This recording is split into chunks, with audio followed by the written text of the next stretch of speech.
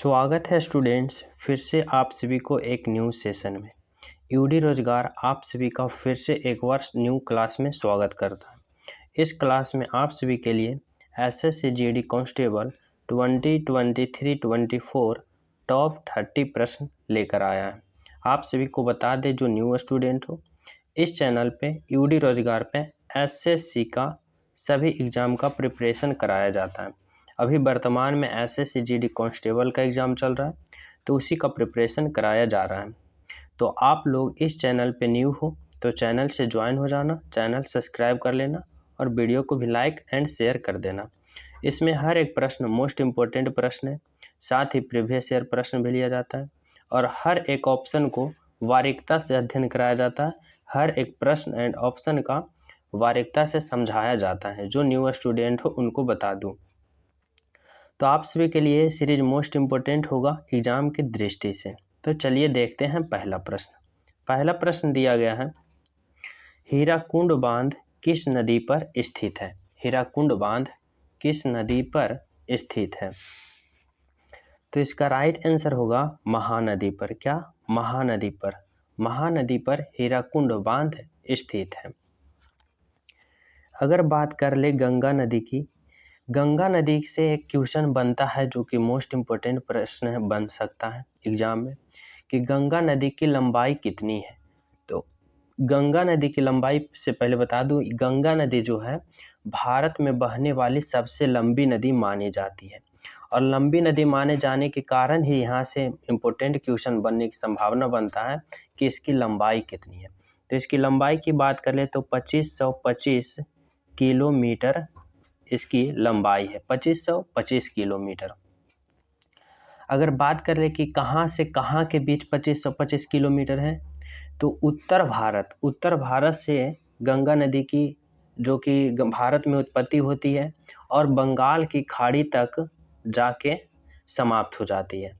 तो यहीं के बीच 2525 किलोमीटर गंगा नदी की लंबाई है। इसकी उत्पत्ति की बात करें तो गंगा नदी की उत्पत्ति हिमालय के गंगोत्री ग्लेशियर से, क्या?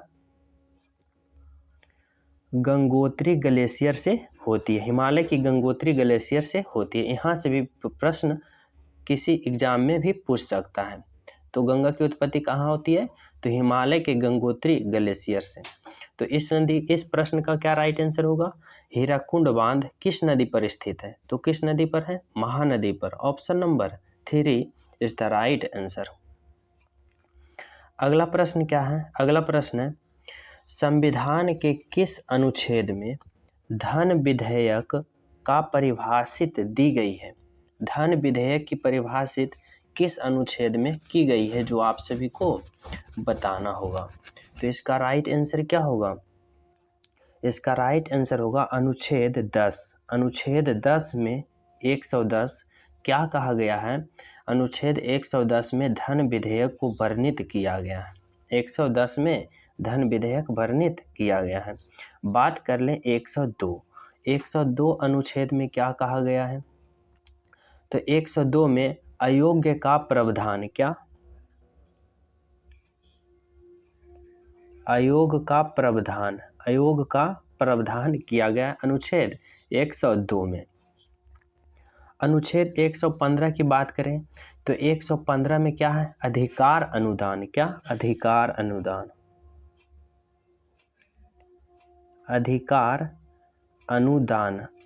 अनुदान का प्रावधान किया गया। अगर बात कर ले अनुच्छेद 98 में, अनुच्छेद 98 की बात करें तो क्या अनुच्छेद 98 में प्रावधान है? तो संसद के सचिवालय, आप लोग जानते होंगे, संसद के सचिवालय के लिए प्रावधान, क्या? संसद के सचिवालय का प्रावधान किस में किया गया? अनुच्छेद 98 में। अनुच्छेद 115 की बात करें तो अधिकार अनुदान किया गया। अनुच्छेद 110 की बात करें जो कि धन विधेयक वर्णित है, और अनुच्छेद 102 में अयोग प्रावधान कहा गया है। तो इस प्रकार समझ गए होंगे सभी ऑप्शन। आगे है, मानवाधिकार दिवस मनाया जाता है। मानवाधिकार दिवस कब मनाया जाता है, जो आप सभी को बताना होगा। तो इसका राइट आंसर होगा 10 दिसंबर को। मानवाधिकार दिवस कब मनाया जाता है? तो 10 दिसंबर को मनाया जाता है। अगर 24 अक्टूबर की बात करें, 8 अक्टूबर की बात करें और 8 मार्च और 18 मार्च की बात करें, तो पहले 24 अक्टूबर को देखते हैं क्या मनाया जाता है। 24 अक्टूबर की बात करें तो विश्व पोलियो दिवस क्या मनाया जाता है। विश्व पोलियो दिवस कब मनाया जाता है, तो 24 अक्टूबर को विश्व पोलियो दिवस। अगर 8 मार्च की बात करें तो 8 मार्च को 8 मार्च की बात करें तो 8 मार्च को क्या मनाया जाता है, विश्व महिला दिवस।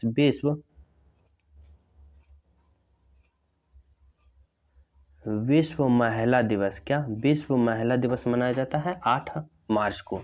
अगर 18 मार्च की बात करें तो 18 मार्च को क्या मनाया जाता है, निर्माण दिवस। क्या, निर्माण दिवस मनाया जाता है कब, 18 मार्च को।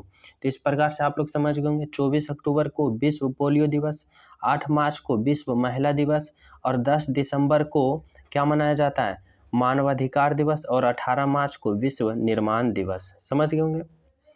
अगला प्रश्न है, प्रथम बौद्ध संगीत हुआ था। प्रथम बौद्ध संगीत बोले तो कहाँ हुआ था, तो इसका राइट आंसर क्या होगा, राइट आंसर होगा राजगीर में। क्या, प्रथम बौद्ध संगीत कहाँ हुआ था, तो राजगीर में हुआ था, ऑप्शन नंबर ए।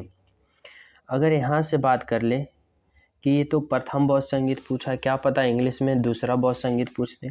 तो प्रथम बौद्ध संगीत जो कि राजगीर में हुआ था और अजात शत्रु का कार्यकाल में हुआ था, मतलब अजात शत्रु का शासन काल में हुआ था प्रथम बौद्ध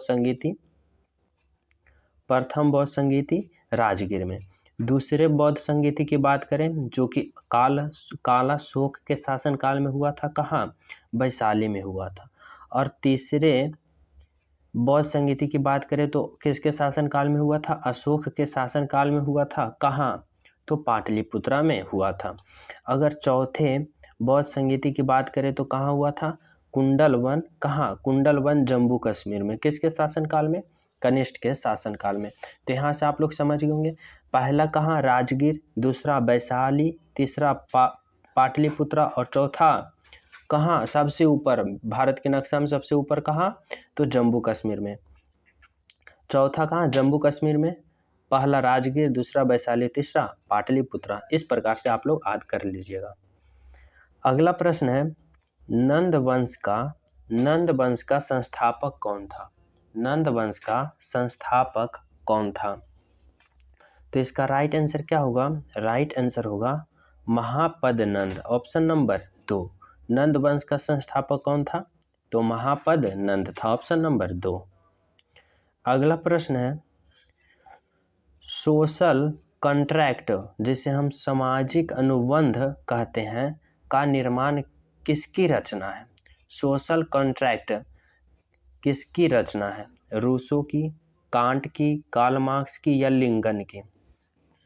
तो सोशल कॉन्ट्रैक्ट किसकी रचना है, इसका राइट आंसर क्या होगा, राइट आंसर होगा रूसो की। किसका, रूसो की। यहाँ से एक प्रश्न बनता है जो कि आप सभी के पिछले एग्जाम के शिफ्ट में पूछा था, कार्ल मार्क्स का एक बुक, कौन सा, जो बहुत ज़्यादा चर्चित बुक है, दास कैपिटल बुक। कौन सा बुक का नाम क्या है, Das Kapital book. Das Kapital book पूछेगा कि दास कैपिटल बुक किसका है या कौन लिखा है, तो कौन लिखा है, कार्ल मार्क्स। ये बहुत चर्चित बुक है और एग्जाम में पूछ देता है। अगर आप सभी से पूछे कि ये कब लिखा गया था, तो कब लिखा गया था, तो ये भी याद कर लीजिए 1867 ईस्वी में। 1867 ईस्वी में कार्ल मार्क्स द्वारा दास कैपिटल बुक लिखा गया था। लेकिन यहाँ आप सभी से प्रश्न पूछ रहा है सोशल कॉन्ट्रैक्ट बुक, तो रूसो ने लिखा था, ऑप्शन नंबर ए। अगला है, मेगास्थनीज किस राजा के दरबार में राजदूत रहा। मेगास्थनीज किस राजा के दरबार में राजदूत रहा था, तो इसका राइट आंसर क्या होगा, चंद्रगुप्त मौर्य के। चंद्रगुप्त मौर्य के दरबार में राजदूत रहा था कौन, मेगास्थनीज। क्या, मेगास्थनीज। यहाँ से आप सभी से एक प्रश्न पूछ सकता है कि चंद्रगुप्त मौर्य का उत्तराधिकारी कौन था। चंद्रगुप्त मौर्य का उत्तराधिकारी कौन था? तो बिंबिसार। कौन था? बिंदुसार। बिंबिसार नहीं, एक मिनट, बिंदुसार था। कौन था? चंद्रगुप्त मौर्य का उत्तराधिकारी कौन था? बिंदुसार था। अगर आप सभी से बिंदुसार का उत्तराधिकारी पूछे तो कौन था? तो अशोक था। कौन सा? अशोक था। चंद्रगुप्त मौर्य का उत्तराधिकारी बिंदुसार, बिंदुसार का उत्तराधिकारी अशोक था। और मेगास्थनीज किसके दरबार में राजदूत रहा था? तो चंद्रगुप्त मौर्य के दरबार में। समझ गए प्रश्न? अगला प्रश्न है, कनिष्ठ किस धर्म का अनुयायी था? कनिष्ठ जो था किस धर्म का अनुयायी था? जैन धर्म, बौद्ध धर्म, ईसाई या किसी धर्म का नहीं? तो कनिष्ठ जो था कौन धर्म का अनुयायी था? जो आप सभी को क्या करना है? बताना है। तो राइट आंसर होगा ऑप्शन नंबर बौद्ध धर्म। ऑप्शन नंबर बौद्ध धर्म का अनुयायी था।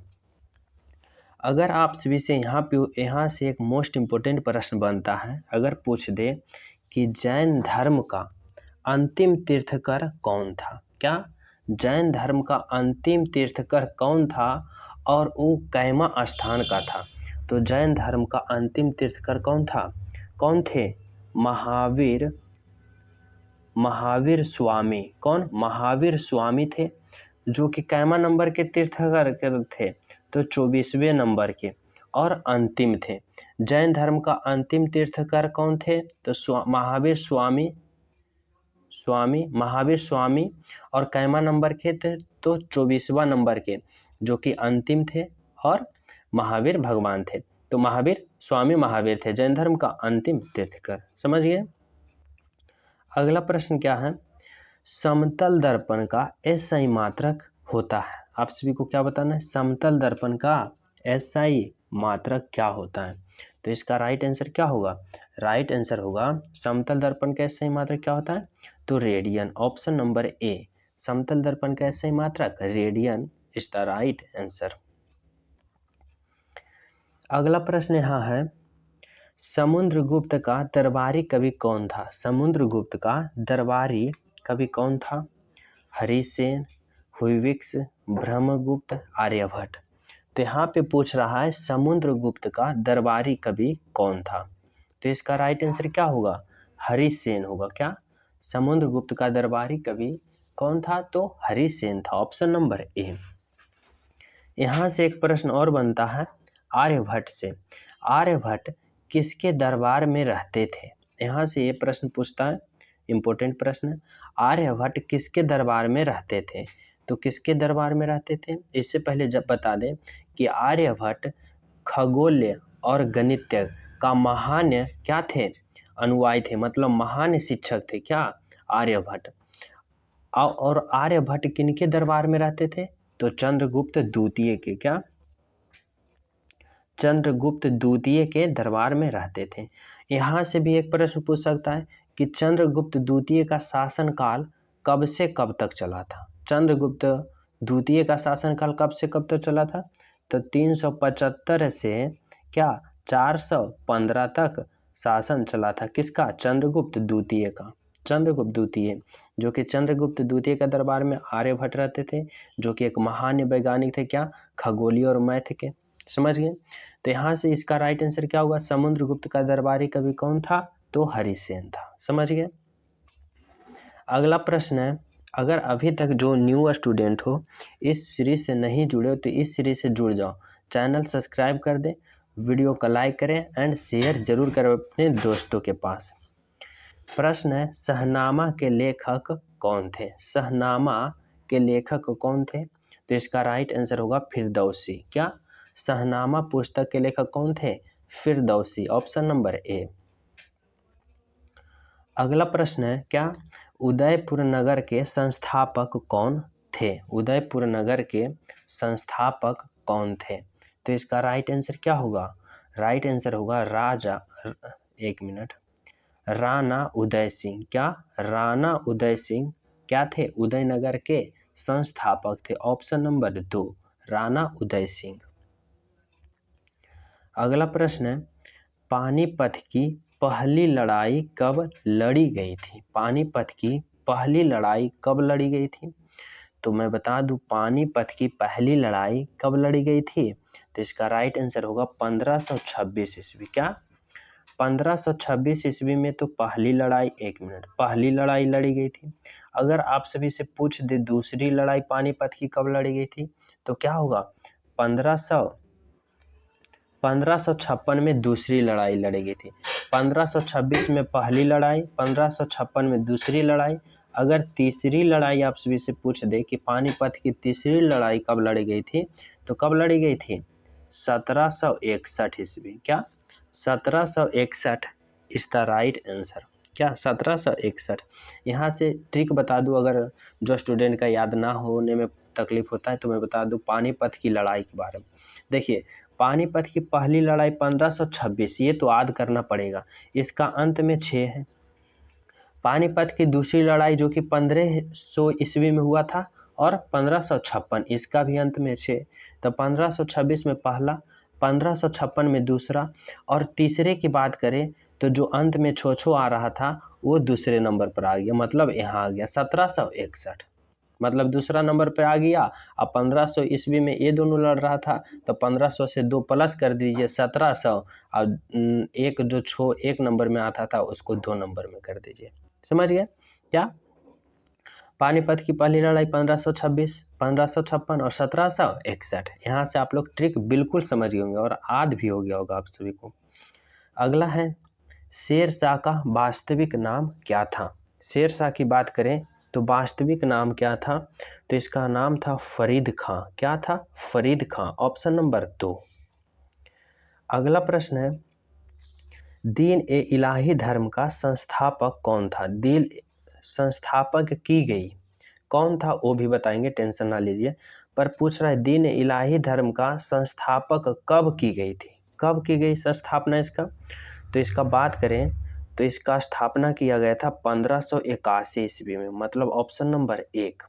1581 ईस्वी में दीन ए इलाही धर्म का स्थापना किया गया था। और कौन किया था? तो कौन किया था? तो अकबर किया था। कौन? अकबर के द्वारा किया गया था। समझ गए?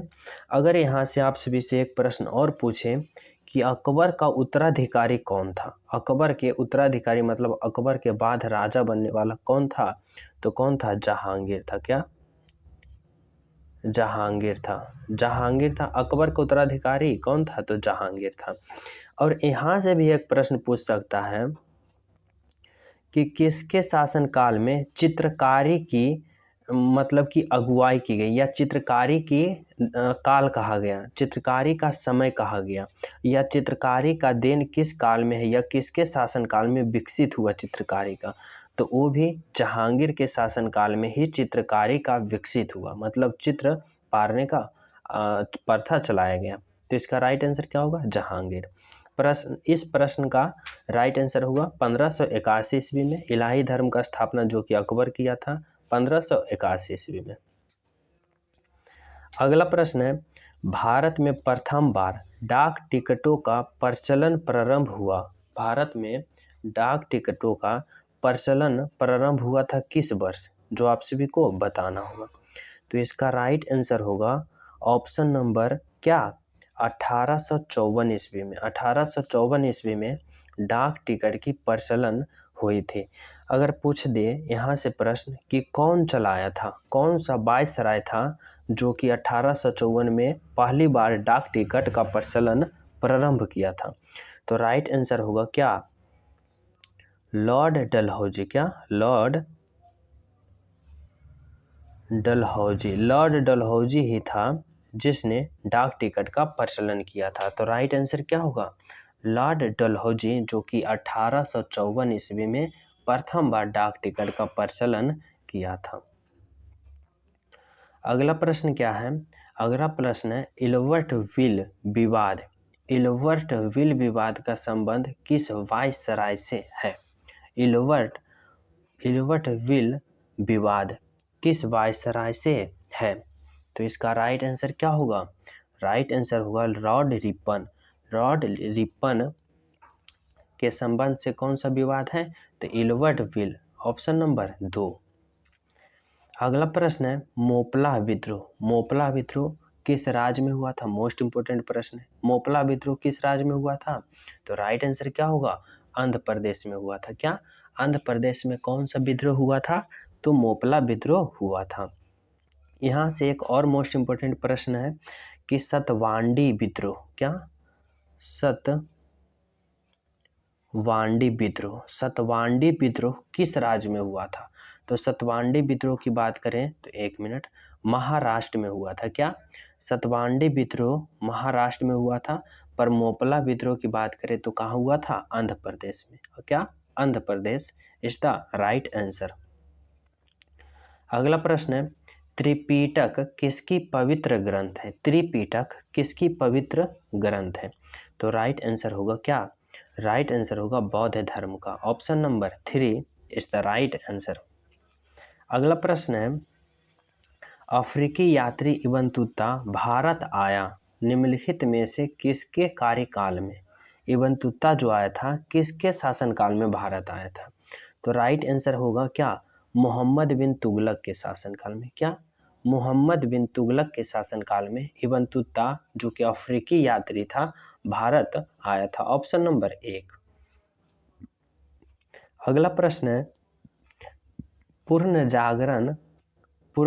जागरण का आरंभ सर्वप्रथम हुआ कहाँ? कौन सा देश में पूर्ण जागरण का सर्वप्रथम आरंभ हुआ था?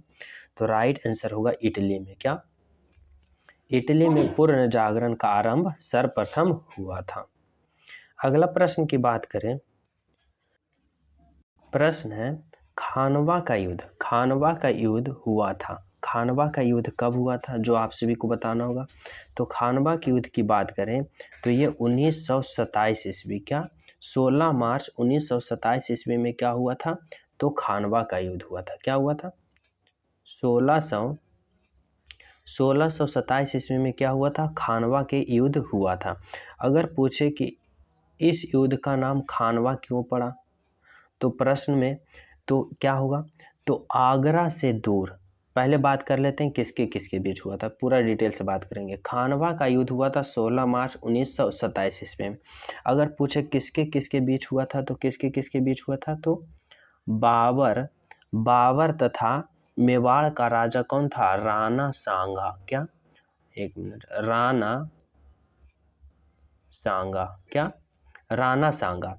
बाबर एवं राणा सांगा के बीच हुआ था खानवा का युद्ध 16 मार्च 1927 ईस्वी में। अब बात कर लेते हैं कि क्यों इसका नाम खानवा पड़ा। देखिए, आगरा से दूर 35 किलोमीटर पर ये युद्ध हुआ था, और जिस गांव में युद्ध हुआ था उस गांव का नाम था खानवा गांव। खानवा गांव में युद्ध हुआ था, इसी के कारण इस युद्ध को खानवा का युद्ध कहा गया, जो कि बाबर एवं राणा सांगा के बीच हुआ था। और बात कर लें कि ये बाबर का कैवा युद्ध था। अगर प्रश्न में पूछ दे डीपली के अनुसार कि बाबर का दूसरा युद्ध कौन सा युद्ध हुआ था, तो बाबर का दूसरा युद्ध लड़ा गया था खानवा का युद्ध ही। पहला युद्ध कौन था? पानीपत के पहला युद्ध जब लड़ा था, उसके बाद बाबर ने दूसरा युद्ध 16 मार्च 1927 में खानवा का युद्ध लड़ा, जिसमें बाबर एवं राणा सांगा का बीच युद्ध हुआ था। यहाँ तक समझ गए। अगला प्रश्न है, संपूर्ण भारत अवस्थित है कहाँ स्थित है? तो राइट आंसर क्या होगा? उत्तरी गोलार्ध में। क्या उत्तरी गोलार्ध में संपूर्ण भारत अवस्थित है। Option number A. अगला प्रश्न है, संसार में गेहूं उत्पादन क्षेत्र पेरियरी पाया जाता है, यह कहाँ है? संसार में गेहूं उत्पादन क्षेत्र पेरियरी पाया जाता है, ये कहाँ है? तो इसका राइट आंसर क्या होगा? राइट आंसर होगा ऑप्शन नंबर क्या? रूस में। Option number B, option number यहाँ पे होगा उत्तरी अमेरिका में। संसार में गेहूं उत्पादक क्षेत्र पेरियरी पाया जाता है, वो कहाँ है? तो उत्तरी अमेरिका में। Option number 2। अगला प्रश्न है, महात्मा गांधी का जन्म हुआ था। महात्मा गांधी का जन्म कब हुआ था, जो आप सभी को बताना होगा। तो इसका राइट आंसर क्या होगा? राइट आंसर होगा ऑप्शन नंबर क्या? 1869 इज द राइट आंसर। तो इसका राइट आंसर क्या होगा? 1869 ईस्वी में किसका जन्म हुआ था? तो महात्मा गांधी का जन्म हुआ था। एक प्रश्न यहाँ से और बनता है, जो कि अगर आप लोग जीडी का ही तैयारी कर रहे हैं तो यहाँ से आप सभी से पूछ देगा कि सीआईएसएफ का स्थापना दिवस बता दीजिए और इसरो का स्थापना दिवस बता दीजिए। तो मैं बता दूं कि इसरो का स्थापना दिवस और सीआईएसएफ का स्थापना दिवस 1969 ईस्वी को, दोनों का 1969 ईस्वी में ही स्थापना हुआ था। पर आप सोचेंगे कि महात्मा गांधी के जन्म से रिलेटेड क्या है इन दोनों में, तो मैं बता दूं महात्मा गांधी का जन्म 1869 में हुआ था, मतलब अंतिम में 69 है, और ये दोनों का भी अंतिम में 69 है। तो यहाँ से आप लोग ट्रिक से याद कर लीजिएगा, 3 प्रश्न एक साथ याद होगा। क्या? महात्मा गांधी का जन्म 1869 में हुआ था, उसके बाद सीआईएसएफ का स्थापना 1969 में हुआ और इसरो का स्थापना भी 1969 में हुआ। तो यहाँ से आप लोग को 3 प्रश्न 100% याद हो जाएगा। बिल्कुल राइट। अगला क्या है? अगला प्रश्न है प्रथम विश्व युद्ध। क्या? प्रथम विश्व युद्ध हुआ था कब?